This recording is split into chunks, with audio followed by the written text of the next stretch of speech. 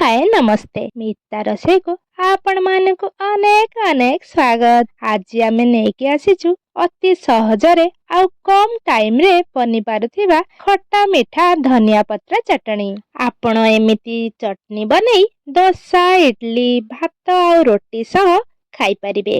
चटनी बनेइबा पई मु एठी नेइछि किछि धनिया पत्र अदा मीठा लागिबा पई किछि चीनी गोटे चामच जीरा स्वाद अनुसार किछि लुण गोटे सुखिला लंका। एबे धनिया पत्र गुड़िक भल भाबरे बाछि नेबा आउ 2 रु 3 थर नॉर्मल पानी रे धोई नेबा। एबे धनिया पत्र गुड़िक मिक्सिंग जार रे दे देबा। ता ऊपरे रखिथिबा सब सामग्री गुड़िक ढाଳି नेबा। एठी चटनी टिके खट्टा लागिबा पई मु तेंतुली रे यूज करिछि। आपण चाहिले एठी लेंबू रे यूज भी करि परिबे।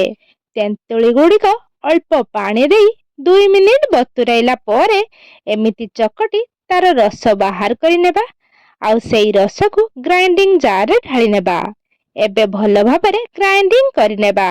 ग्राइंडिंग होई गला परे गोटे बाउल को बाहर करि नेबा। एबे देखंतु हमर रेडी होई गला खट्टा मीठा ग्रीन चटनी। रेसिपी टी आपनको भल लागिले प्लीज मो चैनल को लाइक शेयर एंड सब्सक्राइब कर देबे। पुणी देखा हबो एक नुआ रेसिपी सहित। से पर्यंत रहिली नमस्कार।